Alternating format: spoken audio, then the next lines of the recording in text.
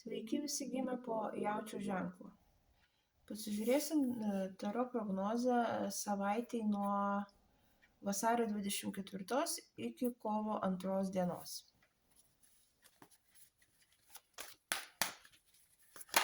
Jaučiai, kas laukia jūsų šią savaitę? Šios savaitės perspektyvos, ko vengti ir patarimas. Šios savaitės perspektyvos. Finansiškai labai stabiliai stovėsit, galbūt susipažinsit su žmogum, kuris jums padės finansiškai tiek žinių atžvilgiu, tiek materialia prasme.